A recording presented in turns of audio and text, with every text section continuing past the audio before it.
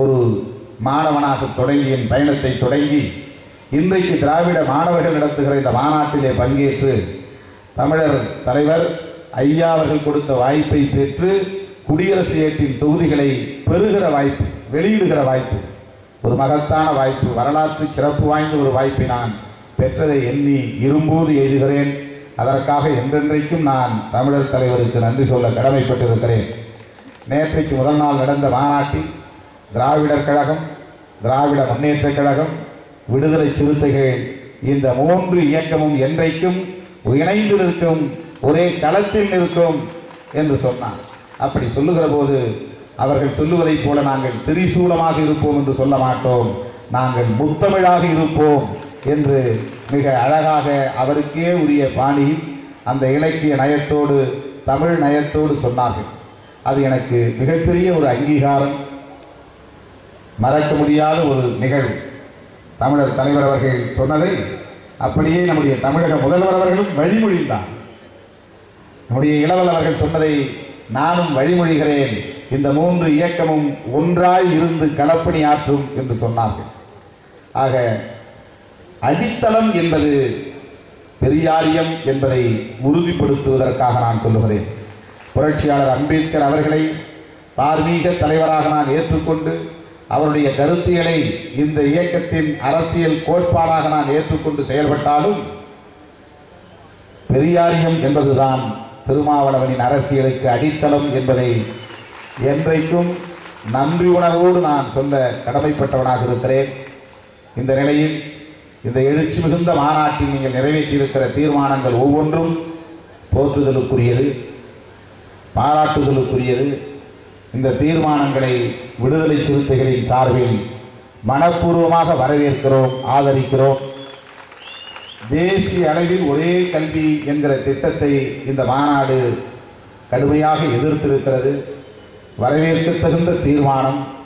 பல மொழிகளை பேசுகிற, பல இனங்களை கொண்டிருக்கிற, பல்வேறு கலாச்சார பண்பாட்டு தலங்களை பெற்றிருக்கிற இந்த தேசத்தில் ஒரே கல்வி என்று சொல்லுவதன் பொருள் என்னவென்றால் எல்லோரையும் இந்தி வாழாக்களாக மாற்றுவது என்பதுதான் அதனுடைய பொருள். எல்லோரையும் எதிர்காலத்தில் இந்தி பேசக்கூடியவர்களாக மாற்றுவது என்பதுதான் அதன் பொருள். எல்லோரையும் இந்தி பண்பாட்டுக்குள்ளே கொண்டு வந்து முடித்து போட வேண்டும், இணைத்து போட வேண்டும், பிணைத்து போட வேண்டும் என்பதுதான் அதன் பொருள்.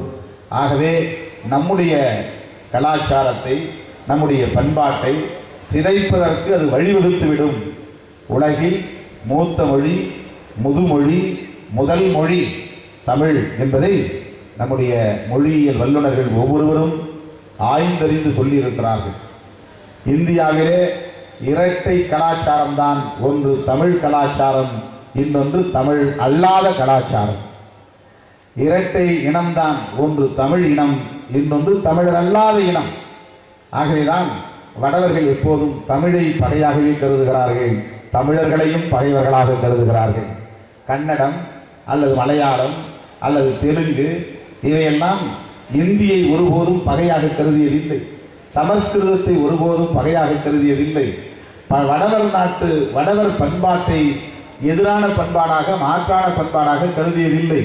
அவர்கள் பண்பாடுதான் இவர்கள் பண்பாடு, அவர்கள் பேசுகிற மொழிதான் இவர்கள் பேசுகிற மொழி. இந்திக்கும் அவர்கள் பேசுகிற கன்னடம் பேசுகிற அந்த மொழிக்கும் பெரிய வேறுபாடு இருக்காது. சமஸ்கிருதம் ஏராளம் கலந்திருக்கும், தெலுங்கிலே சமஸ்கிருதம் ஏராளம் கலந்திருக்கும், மலையாளத்திலே அப்படி சமஸ்கிருதம் கலந்திருக்கிறது.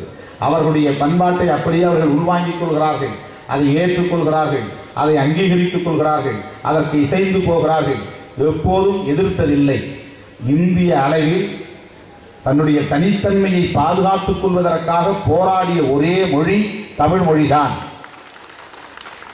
இந்தியை எதிர்த்து, சமஸ்கிருதத்தை எதிர்த்து, அதற்காக பல உயிர்களை களப்பலி ஆக்கி தனித்தன்மையை பாதுகாப்பதற்காக களமாடிய ஒரே இனம் தமிழ் இனம் மட்டும்தான்.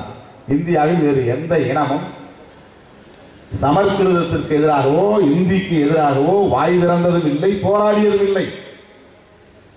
இன்றைக்கு அரசியல் ரீதியான ஆதிக்கத்தை எதிர்ப்பதற்காகத்தான் மும்பையில வடநாட்டுக்காரர்களே திரும்பி செல்லுங்கள் என்று சொல்கிறார்களே தவிர, பொருளாதார ரீதியாகவும் அரசியல் ரீதியாகவும் தங்கள் ஆதிக்கத்தை நிலைநாட்ட முடியாத நிலையிலே அதை எதிர்க்கிறார்கள். குஜராத்திகளே வெளியே செல்லுங்கள், உத்தரப்பிரதேசத்துக்காரர்களே வெளியே செல்லுங்கள் என்று சொல்கிறார்கள். நாம் அப்படி அல்ல. நமக்கு ஒரு தனி பாரம்பரியம் இருக்கிறது, நமக்கு ஒரு தனி பண்பாட்டு தளம் இருக்கிறது. அதனால்தான் நம்முடைய மொழி உயர் தனி செம்மொழி என்று அழைக்கப்படுகிறது. இன்றைக்கு இதை வைத்துக் கொண்டு மற்றவர்களும் செம்மொழி அந்தஸ்து கேட்டு போராடி கொண்டிருக்கிறார்கள். ஆனால் உலக அளவில் மூத்த மொழிகளின் வரிசையில் முதலிடம் பெறுகிற மொழியாக நமது அன்னை தமிழ் விளங்குகிறது. அப்படிப்பட்ட இந்த தமிழ் மொழியும் தமிழ் இனமும் தன்மானத்தோடு தலைநிமிர்ந்து வாழ வேண்டும் என்பதற்காகத்தான் சமஸ்கிருதமயமாதலை எதிர்த்தார், இந்தி திணிப்பை எதிர்த்தார். இந்த இந்தி திணிப்புக்கும் சமஸ்கிருதமயமாதலுக்கும் அடிப்படையாக இருக்கக்கூடிய கருத்தியலான பார்ப்பனியத்தை எதிர்த்தார் பகுத்தறிவு பகலவன் தந்தை பெரியார் அவர்கள். புரட்சியாளர் அம்பேத்கர் அவர்களும் தந்தை பெரியார் அவர்களும் ஒரே நேர்கோட்டில் பயணம் செய்திருக்கிறார்கள், ஒரே கருத்தை உயர்த்தி பிடித்திருக்கிறார்கள். பார்ப்பனிய ஆதிக்கத்தை மேலாதிக்கத்தை எதிர்த்து போராடி இருக்கிறார்கள். ராமாயணம் மகாபாரதம் போன்றவற்றை தீயிட்டு கொளுத்தி இருக்கிறார்கள். ராமனை அம்பலப்படுத்தி இருக்கிறார்கள். கிருஷ்ணனை தோலுரித்து காட்டியிருக்கிறார்கள். நீங்கள் ஒப்பிட்டு பார்த்தால் இவர் தென்னாட்டு அம்பேத்கர், அவர் வடநாட்டு பெரியார் என்று சொல்லக்கூடிய வகையில்தான் இந்த இரண்டு மாமனிதர்களும் மகத்தான தலைவர்களும் நமக்கு வழிகாட்டி இருக்கிறார்கள். எனவே நமக்கு வெவ்வேறு பெயர்கள் இருந்தாலும், விடுதலை சிறுத்தைகள், திராவிடர் கழகம் என்று வெவ்வேறு பெயர்கள் இருந்தாலும் நாம் ஒரே இயக்கம்தான், ஒரு கருத்து தளத்திலே இயக்கிக் கொண்டிருக்கிற ஒரே போராளிகள் தான். கருஞ்சிறுத்தைகள், விடுதலை சிறுத்தைகள், அந்த அளவில்தான் நாம் இங்கே களமாடி கொண்டிருக்கிறோம்.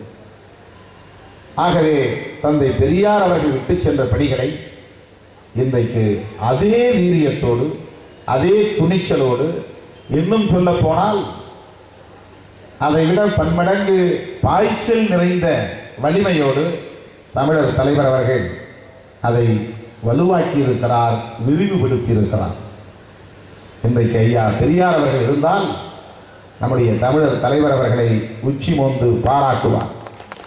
ஒரு இயக்கத்தை கட்டி காப்பாற்றுவது என்பது அவ்வளவு எளிதான செயல் அல்ல.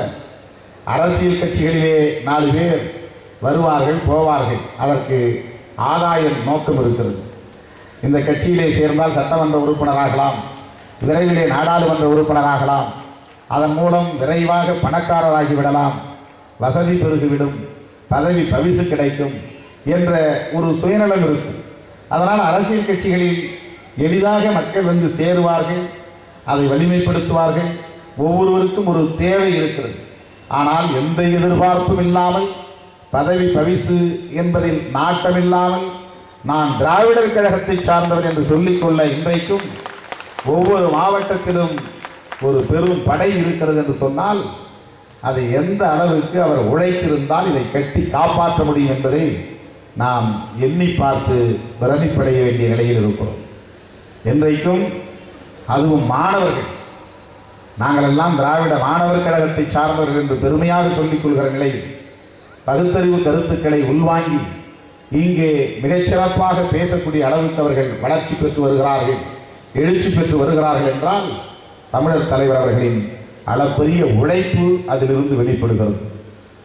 மாணவர்கள்